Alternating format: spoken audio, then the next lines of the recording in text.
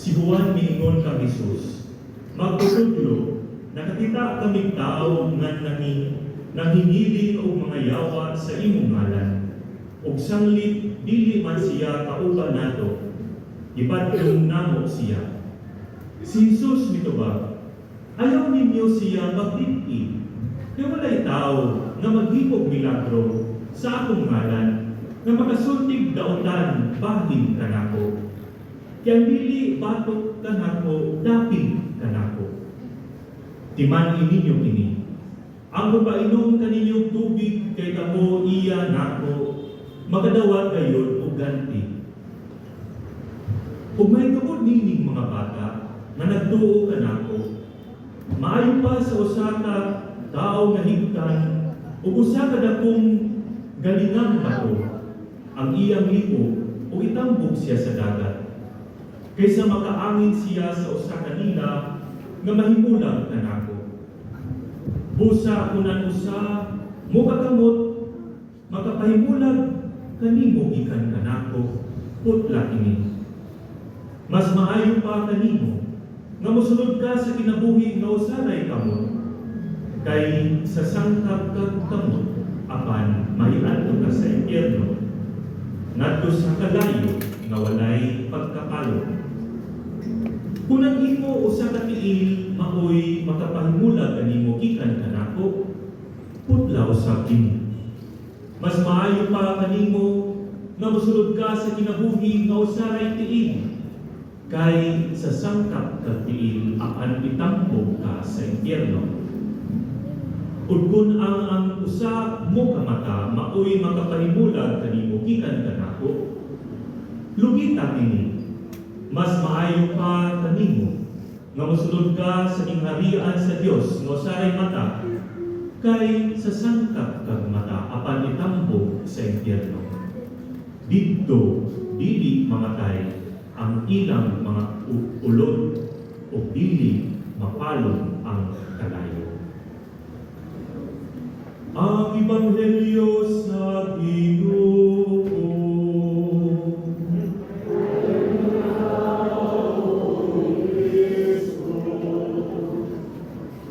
Ang Ebanghelyo na atong nadunggan karong adlaw gikan sa Marcos Kapitulo 9, versikulo 38 hangtod sa 48, nagisgot bahin sa atong pagkatimun-an, sa atong pagkasumusunod sa atong Ginoo. O nagisgot nato sa mga praktikal nga mga pagtulungan nga gihatag kanato ni Jesus dinha sa tuang pagsubay, pagsunod sa iyang dalan. Mga igsoon ni Kristo, importante nga ito ang paghinumduman nga aduna gayon kitay dalan nga angay nga subayon o kinabuhi nga radikal o adunay lawom nga commitment dinhaa sa ato ang pagsunod sa ato ang Ginoo, sa ato ang pagsubay nganha sa dalan sa pagkasantos, pinaagi sa adlaw-adlaw nga pag-ampo, sa ato ang vigilance, pagbantay sa ato ang kaugalingon, pagbantay sa limok, sa dautan o sa yawa, sa kinabuhi, o pagsunod sa mga mando, labi na tanan, labi na sa pagsunod gayon, sa pagsunod sa mga mando sa atong Ginoo, hain, mao kini tinubdan sa maayo nato nga mga buhat, o tinubdan usab sa usa ka kasing-kasing o talag nga putli. Kini katong Ebanghelyo nagisgot bahin sa pagpagawas sa yawa sa ngalan ni Jesus. Mitubag si Jesus pinaagi sa pagpamatuod nga bisan kinsa nga nagbuhat og mga maayo o o mga milagro sa iyang ngalan kauban gayud niya.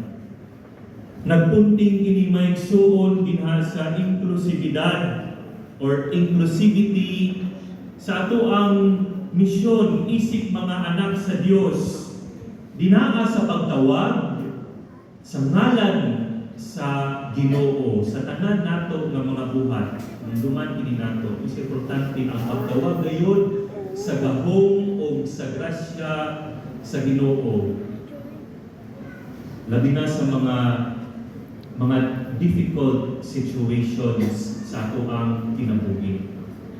Importante nga atong gitawag ang gahom o ang ngalan sa Ginoo in spite of the difficult circumstances or situations in our life o ang pagbuhat o maayo. Pagbuhat o maayo in spite the difficulty of situations of circumstances o ang pagpakailak gayon sa Ebanghelyo sa ngalan sa atong Ginoo. Ingon si Jesus, "Usibisan kinsa nga dili batok kanako, dapit kini kanako." Gisiguro sa Jesus nga bisan nga ang gamay nga mga buhat nga gihimo sa iyang ngalan sama sa paghatag o baso sa tubig mga igsoon makes a difference. Aduna kini dakong kaayuhan sa atoang mga igsoon o aduna kini kaayuhan sa ato ang tagsa-tagsa ng mga kaugalingon at ubangan sa Dios o labi na sa tanan sa uban sa mga mata sa atong Ginoo. Nagpasabot kini nga our small acts of goodness, our acts or deeds of goodness and kindness count a lot. And we start from small things in our deeds and acts of generosity. And then this giving becomes a habit. Giving becomes our way of life.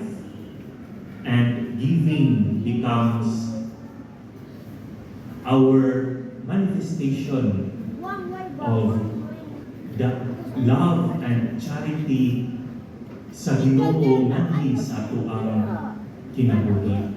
Hain ato ang gipaambit ang kaayuhan, ang kaayo o ang gugma sa atong Ginoo. We start from small things. Pero nagpasabot sa kini nga sa ato ang pagsunod sa dalan sa ato ang Ginoo, we let go of what is superfluous and what is superficial in our lives. Aron nga ato ang mapaambit ang kaayuhan na naa sa kinabuhi ngadto sa ato ang mga igsuon sa ato ang pamilya dinhi sa ato ang katiliman. Kaysa ato ang nadunggan sa ato ang ikaduhang pagbasa, ang mga butang ato ang itutad karon nga tingali we are worried about or we only think of ourselves to the point of vanity. No? Magapahasol noon sa ato ang kinabuhi. Lumalabay ra kayo kining tanan. Dili kining madala nato sa laing kinabuhi kauban na nato ang Ginoo. Ang ato ang Ginoo nagisgot sa ato ang ebanghelyo karon dinaa sa pagbuhat og maayo, sa paghatag og tubig which is basic. No? Paghatag og pagkaon which is basic. And how much more valuable valuable it is in the eyes of the Lord when we give what is essential. We give what is essential. Labi na sa ugmaon sa mga batanon. We give what is essential na sa mga pamilya nga nanginahanglan na walay lain kapadulngan kundili nganhi kanato tungod kay kita itanaw ng mga instrumento sa ato ang Ginoo tungod sa ato ang pagtuo nganha kaniya. Let's start from what is small, go to what is essential, but make it a point to let go of what we do not need, but rather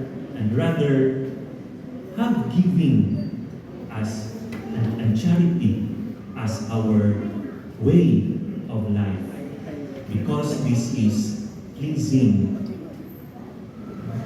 pleasing in the eyes of the Lord. It's a boss. Di siguro usab ni Jesus nga bisan nagamay ang magamay nga mga buhat maayo nga gibuhat nato sa iyang ngalan aduna gayud kini ganti. Niingon si Jesus, ang tinuod bisan kinsa nga mohatag ninyo o sa kabasong tubig tungod kay kamo iya ni Kristo kana nga tao makadawat kayo sa iyang ganti.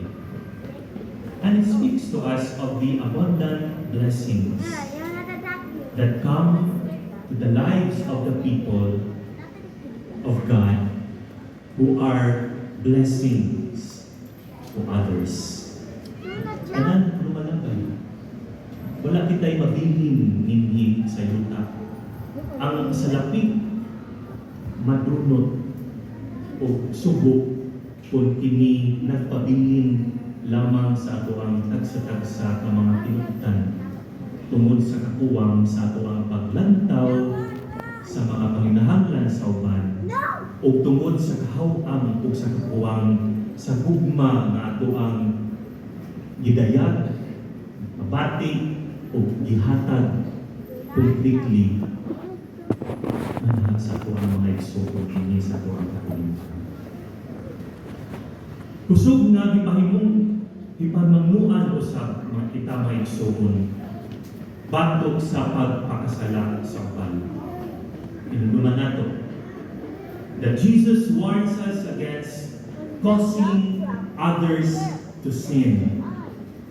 He said it would be better for someone to be thrown into the sea with a millstone, he or she who causes scandal, tied around their neck, than to cause one of his followers to stumble. Maigsuon, inipasabot ka nato of the seriousness of the punishment in leading others into sin. Si Jesus na kanayon, apan si kinsa nga mahimong hinungdan sa pagbiya niini nila sa ilang pagtuo kanako, maayo pa nga higtan ang iyang liko o bato o itampo siya sa dalan. Hinumduman nato mga igsoon na sama sa ato ang pagbuhat o maayo, sama sa ato ang pagbuhat sa mga buhaton sa gugma. Kinahanglan gayud nga aduna kitay radical choice and radical commitment to a lifestyle that God calls us. O kini nalakip usab sa pagbantay nato sa mga aksyon o sa mga buhat batok sa sala. Kay ang sala maoy makapahimulag o makapahilayo kanato sa ato ang Ginoo. Kung ang imong kamot manimong hinungdan sa imong pagbiya kanako, putla ka na, nag-ingon ang Ginoo. Mas maayo pa nga usa lamang ang imong kamot apan apan may kinabuhi ka nga walay katapusan. Kaysa duha ang imong kamot apan mahiadto ka sa impyerno. Unsa man ang ato ang gihuptan o gusto nato huptan sa ato ang mga kaugalingon, ang layo ka nato sa ato ang Ginoo, atong pamatanon ang atong kaugalingon. Ug kung ang imong tiil mahimong hinungdan sa imong pagbiya kanako, putla ka na. Ang atong mga lakaw, ang atong mga kalignan, nagdala ba kini kanato ngadto sa simbahan? Nagdala ba kini kanato ngadto sa ato ang pamilya? Nagdala ba kini kanato sa ato ang tagsa-tagsa ka mga trabahoan? O wala kini tumong? O nagpagilayo lamang kanato sa atong Ginoo? Mao kana nga putlon nato ang mga butang nga nagpakupot ka nato sa ato ang kaugalingon, apan nagpahilayo ka nato sa ato ang Ginoo. Ug kung ang imong mga tamatao sa makasala, lugita ka na. Nagpahinumdum kini kanato mga igsoon nga dili lamang angay nga moingon kita nga ako binunyagan, di lamang ingon nga ako nagsimba, di lamang ako nagingon nga ako nagampo, apan importante gayud ang radical nga commitment. Kining pulo nga radical, maginumdum ka nato sa lingwahe nga Latin nga radix, no? Hain kini mo'y tinugdan ko sa word na root. Yung radical, there is rootedness, no? Sama sa kakahoy, it is rooted on the ground, no? It is rooted in the humility of being grounded, no? It is rooted on being nourished by water, it is being nourished by the sun, it is being nourished by the air. Mo sa mga to ang kinabuhi kinahanglan usab nga kini radical, kini rooted, no? Rooted nga na sa ato ang paghigugma sa imong pamilya. Rooted nga na sa imong paghigugma nga na sa imong pagpanerbisyo. Rooted nga na sa imong paghigugma nga na sa ato ang mga igsoon. That's why we have certain advocacies and causes that makes us grounded in humility, dinaa sa ato ang pagsunod sa ato ang Ginoo, and nourished as well, no? Dinaa sa ato ang sa grasya sa ato ang Ginoo, nourished by the friendship and by the love and by the joy that comes from our being deeply connected to our vocation, to our causes, and to our mission in life. That is why, my dear friends, our being baptized in the name of God, of our Lord, our coming to church in order to listen to the Word of God and to be nourished by the sacraments, and for us to be nourished as well by our love for others. All of these entail sa ato ang pagpadayon, sa ato ang pagtubo na espirituhanon o sa ato ang pagpamunga. All of these entail, and I repeat, radical commitment, rooted commitment. Dinaa sa ato ang Ginoo, sa ato ang pagtubag, sa tawag, sa ato ang Ginoo, sa ato ang paglakaw nganha sa iyang dalan. Panaginahanglan kini maigsuon nga nasa pag-ila sa ato ang tagsa-tagsa ka mga sala. Unsay nakapahimulag kanato sa ato ang Ginoo, unsay tinugdan niini.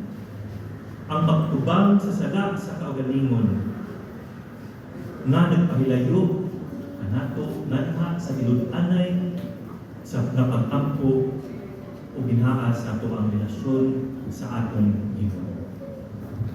Tungod kay ato ang kinabuhi, kinahanglan gayud may igsoon that it is founded nga nasa ko ang pag-ampo by the grace of God o nga nasa inspirasyon, mga maayo na inspirasyon, holy inspirations na ang titugdan walay lain kundi ang ato ang Ginoo in our radical commitment to follow Him. Importante usab na isip mga tinun-an sa ato ang Ginoo ang pagsubay nato sa iyang dalan in our radical commitment. And that means, mga igsuon, adunay paglahutay o adunay moral integrity. Moral, integridad na moral. Dinaas sa pagtawag nato sa iyang ngalan, kundi usab nga na sa ato ang pagserbisyo o sa ato ang pagtubag. Pagtubag sa ato ang tagsatag, sa ato ang tagsatag sa pangabokasyon komisyon sa ato ang Ginoo, sa ato pagtubag sa ato ang Ginoo. Mabitaw ni nga importante kayo mga igsuon nga in our faith, in our communication with God, dili lamang kita musturya, like it is a monologue. Kunya ato ang isay-isay sa ato ang Ginoo, kung sa ato ang gusto, kung sa ato ang mga gikinahanglan. Some of these are superficial. Some of these makes us forget others. And some of these causes even injustice, suffering, and pain unto others. Mawag ka na, importante kayo nga sa ato ang pag-ampo, ato ang pasalamatan ng Ginoo, unsay anaa kanato, ato ang pasalamatan ng Ginoo, o unsay mga blessings na gihatag niya kanato. Apan importante kayo nga sa pagkamapa-ubsanon nga paagi, mangayo kita o giya sa ato ang Ginoo so that we are radically committed in our choices and in our actions, no? Sa ato ang mga buhat, sa ato ang adlaw-adlaw. Kunya importante usab kini nga di lamang kini monologue, kundi it becomes also a dialogue. Abli ang ato ang tagsa-tagsa ka mga kasing-kasing o panahon nganha sa pulong o sa presensya sa ato ang Ginoo nga magdala kanato sa usa ka kinabuhi nga santos o usa ka kasing-kasing o kalang nga publik. Kung musunod kita sa ato ang Ginoo, ang mensahe ni Jesus mao kini sumala sa Mateo 16:24 hangtod 26. Kung may buot mo sunod kanako, kinahanglan nga magdumili siya sa iyang kaugalingon. Mao kini ang mensahe usab sa basahon ni Santiago, James 5:1-6. Musunod kanako, kinahanglan nga magdumili sa iyang kaugalingon, magpasan sa iyang krus sa tanang adlaw o magsunod kanako. Kaya ang tao nga magbuot na maluwas sa iyang kinabuhi, mawagtang ini. Apan ang tao nga mawagtang sa iyang kinabuhi, tungod kanako magluwas niini. Unsa may makuha sa tao, kun maiya ang tibuok kalibutan, apan mawala ang iyang kinabuhi. We lose, because of our love for the world, our sense of purpose, our sense of meaning, and the depthness of our life. We are even deprived of joy because we love the world more than we love God. Unsa may makuha sa tao kung maiya ang tibuok kalibutan, apan mawala ang iyang kinabuhi. O unsa ang ihatag sa tao isip kapalit sa iyang kinabuhi, wala gayon. May igsuon, to be a Catholic then, in the name of Christ, entails a moral, upright life. I repeat, it entails a radical commitment to walk on the path of the Lord and to walk on the path of holiness. By not falling into the pitfall of doing injustice, no? By being corrupt, pagkupot sa mga handi na itanon to the point of being unjust, unfair unto others. By not falling into the pitfall of leading others into sin because of our sinfulness.